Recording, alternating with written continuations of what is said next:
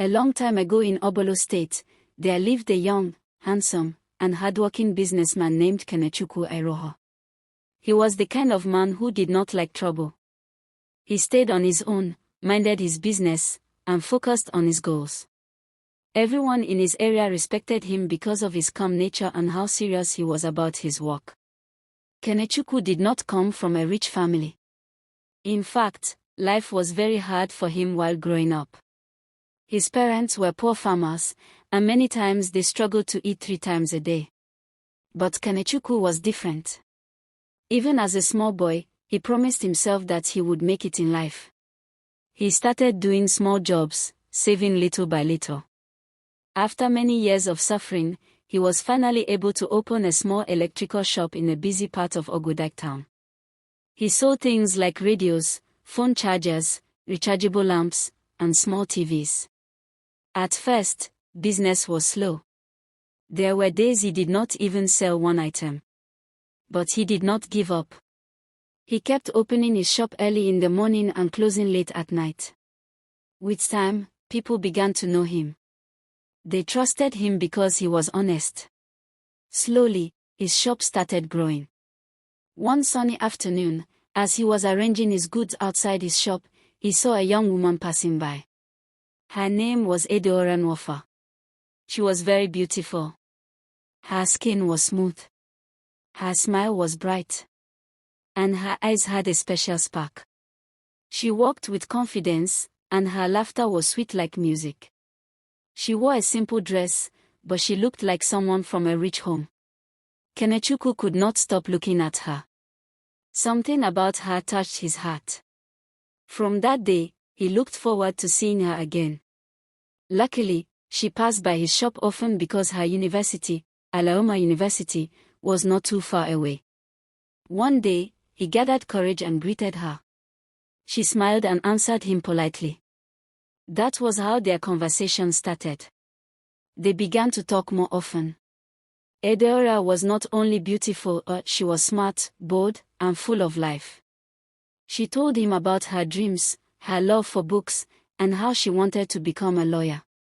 Kenechukwu liked everything about her voice, her laughter, the way she spoke gently, and how she made him feel like he mattered. After a few weeks of talking and spending time together, they started dating. At first, it was just casual. They would go out to eat, walk around the park, and talk for hours. But as time went on, Kenechukwu started falling deeply in love with her. He had never felt that way before. She became the most important person in his life. Kenechukwu gave her everything he had. He did not care about the cost. He paid her school fees without complaint. He bought her clothes, shoes, and expensive bags every month. He made sure she always had money for her upkeep. He even stopped buying things for himself just to make sure she was comfortable. His friends warned him, telling him to be careful, but he did not listen. He believed it was not a waste.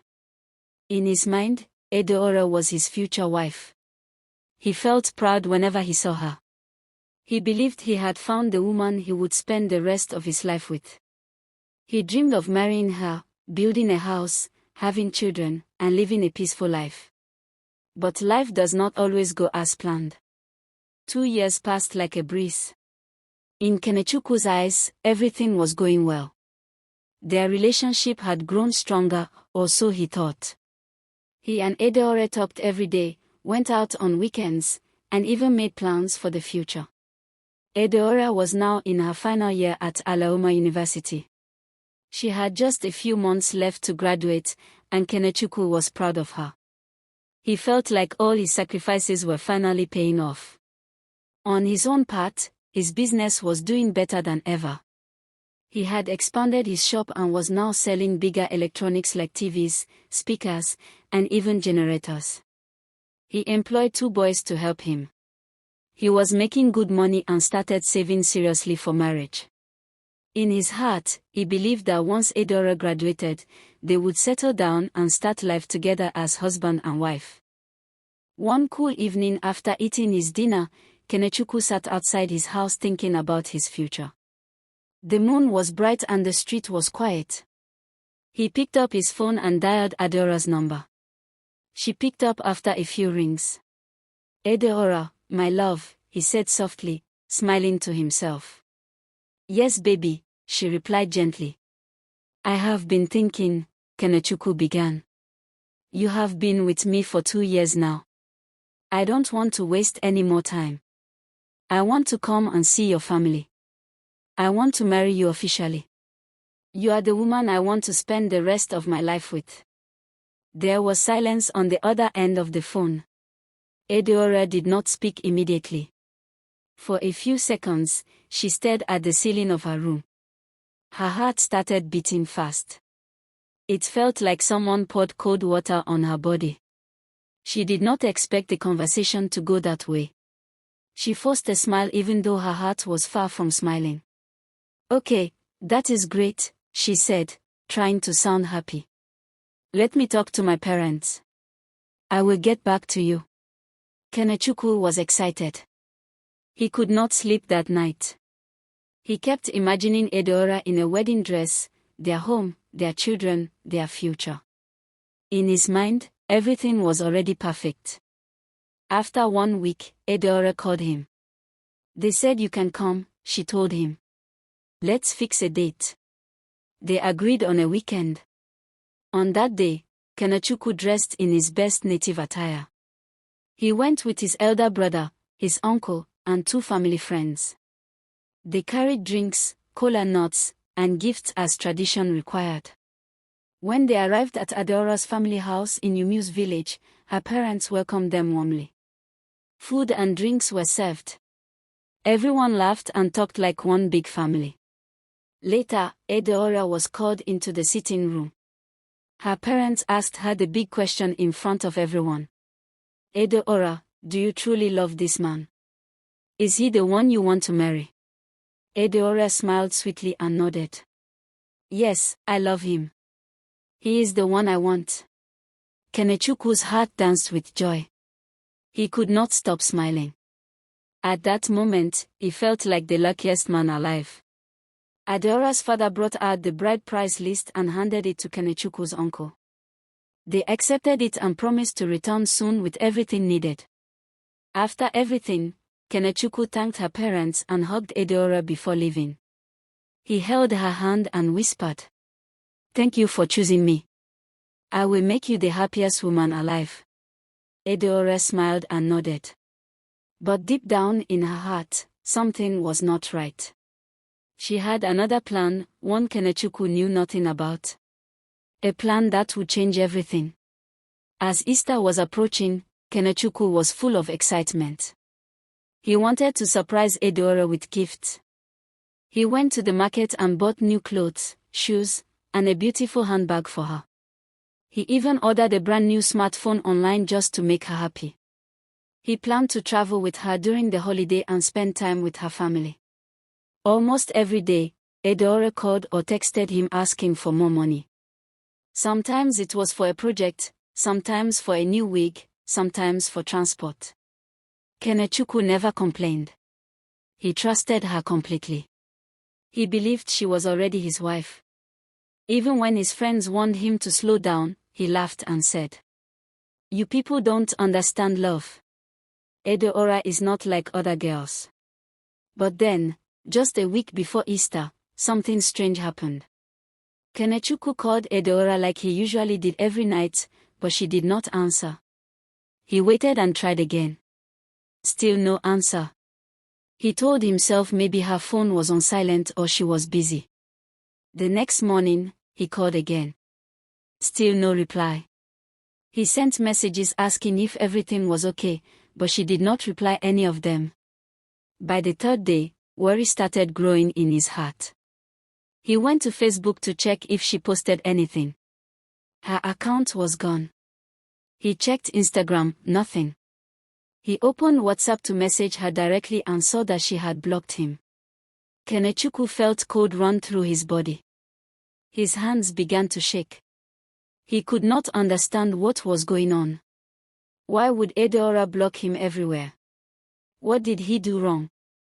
He borrowed another phone and used a different number to call her. It rang, but she did not pick. He tried again, still nothing. His heart started beating fast like a drum. He did not eat that day. He could not sleep that night. Something was clearly wrong, and he needed answers. The next day, very early in the morning, Kenechukwu got dressed and rushed to Alauma University Hostel. He did not even open his shop. He locked the door and left. When he got there, the security man told him, "She packed out 2 days ago." Kenechukwu panicked. "Where did she go?" The man shrugged. "We don't know. She didn't tell anyone." He asked her friends. Some said she told them she was traveling for Easter. Others said she had been acting strange lately, always on her phone, smiling to herself. Nobody knew where she went. Kenechukwu could not think straight. Finally, out of fear and frustration, he decided to go to her village in Umuos. When he got there, the village looked busy. There were canopies outside Adeora's compound. Music was playing. People were gathered. Women were dancing. Men were drinking palm wine. The compound was full of celebration. At first, Kenechukwu thought maybe someone in the family was celebrating something. He walked inside quietly. Then he saw something that made his legs weak. Adeora was in the middle of the compound, smiling, dancing, wearing a fine wrapper. Her hands were filled with beads. Her face was glowing with makeup. She looked like a queen. Beside her was another man, tall, fair, also smiling, wearing matching traditional clothes. People were clapping and cheering. A woman shouted, "Our daughter is now a wife." Kenechukwu could not move. He stood like a tree. His mouth opened, but no words came out. His heart broke into 1,000 pieces. The woman he gave everything to, the woman he wanted to marry, was marrying someone else. And she didn't even tell him. Tears gathered in his eyes, but he wiped them quickly. He didn't want to cry in public. With weak legs, he forced himself to walk to Adeora's father. His voice shook, but his anger burned like fire. "If your daughter does not return all the money I spent on her," he said with a strong tone, "she will see something she has never seen before." Everyone turned and looked. The music stopped. People stopped dancing. Some dropped their drinks. It was as if time paused. Adeora's parents were shocked. Her mother's eyes widened. Her father stood up quickly and tried to calm him down. "Please, my son, calm down. This is not the right place for this," he said, holding Kenechukwu's arm. But Kenechukwu pulled away. He turned to Adeora. She was no longer smiling, but she looked at him without guilt. With tears running down his face, he asked in a low, painful voice, "Why did you do this to me? After everything I did for you? After all the love, care, and money, why, Adeora?" Adeora looked at him coldly and gave a small laugh. "I didn't force you to spend on me. You did it because you wanted to. I never begged you for love." Those words hit Kenechukwu like a knife in the chest. His body shook. It felt like acid poured into his heart. The crowd remained silent. Even the new groom looked uncomfortable. Kenechukwu stood for a few seconds, then turned and walked away. He didn't speak again. He didn't look back. He left the village with heavy steps and an even heavier heart. When he got home, he did not open his shop. He did not talk to anyone. He went straight into his room, locked the door, and collapsed on the bed. That night, he cried like a baby, the kind of cry that comes from deep pain and deep betrayal. He held his pillow tight and screamed into it so the neighbors wouldn't hear. He did not eat for days. He did not answer calls. He did not bathe. His workers came to check on him, but he told them to leave him alone. His heart was broken beyond repair. He gave his whole life to someone who treated him like tissue paper, used him and threw him away without care. Each time he closed his eyes, he saw Eudora smiling beside another man. And each time he remembered the words. "You did it because you wanted to." His chest tightened. After some days of pain, hunger, and crying, Kenechukwu finally stood up. His eyes were swollen. His face had changed. He looked like someone who had been through war.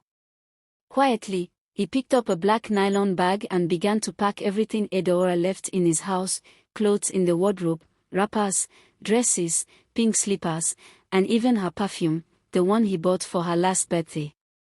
Each item reminded him of the love he once had, and the pain he now carried. He locked his door and walked to a nearby village known for deep traditional medicine called Umiru village. After asking around, he was taken to a small mud house at the edge of the bush. Inside sat an old man, dark-skinned, with red beads on his neck and white chalk on his face. He was the herbalist. Kenechukwu dropped the bag and sat down. "I do not want her to die," he said in a heavy voice. "I just want her to feel the pain I felt. I gave her everything. She threw me away like I am nothing. Make she feel the pain where I feel." The herbalist looked at him for a long time, then nodded. He opened the bag, brought out one of Edora's wrappers, placed it on a mat, and added white chalk, red oil, and feathers. He began chanting incantations. Kenechukwu watched with red eyes and a broken heart. That same night, something strange started happening in Edora's new home. At first, she started talking too much, laughing when no one said anything. Her new husband thought it was normal, maybe she was just happy. But the next day, Eudora became worse. She sat outside talking to herself. Sometimes she would suddenly shout and cry, then laugh again. 2 days later, she walked into the street without clothes. People tried to stop her, but she was too fast. She screamed like someone who had lost her mind. People gathered, confused and afraid. Some said it was stress from the wedding. Others said it was spiritual. But as the days passed, it became clear something was wrong. Her husband took her to pastors, nothing changed. They carried her to native doctors, still the same. They took her to the hospital, but the doctors said her brain was okay. At night, she screamed in her sleep. She woke up tearing her clothes. She stopped eating. Her eyes turned red like fire. Her husband began to fear for his life. One night around 2 a.m., he packed his bags quietly, loaded his suitcase into his car, and drove straight to Edora's parents' house in Umiu's village. He knocked until they opened. When her father came out, the man pushed Eudora inside, dropped her bag, and shouted, "Any power wey una use, carry una daughter. I'm done." Before anyone could ask questions, he entered his car and drove away. That was the last time anybody saw him. No call. No message. No trace. It was as if the ground swallowed him. After everything, Kenechukwu made up his mind. He needed to disappear and start again. Too many people knew him. Too many memories hurt him. He changed his phone number, packed his things, and left Ogodike town quietly, without telling anyone, not even his workers. He sold the shop and moved to another place called Ihiola City, where nobody knew his name. There, he started a new business, a bigger electronics store with more goods and better plans. This time, he focused on himself and his future. He worked day and night, putting all his energy into his goal. Slowly, things got better. He met good people who supported him. After some time, he began to smile again. 3 years later, Kenechukwu is a new man, stronger, wiser, and happier. He is now married to a beautiful, kind-hearted woman named Nkiru. She is peaceful, respectful, and supportive. She treats him like a king and stands by him in everything. Kenechukwu loves her deeply, and for the first time in years, he feels safe. His business has grown big. He now owns 2 shops and employs young boys who are learning the trade. He built a small house for his mother in the village and plans to open another branch in a nearby city. Life is finally good to him.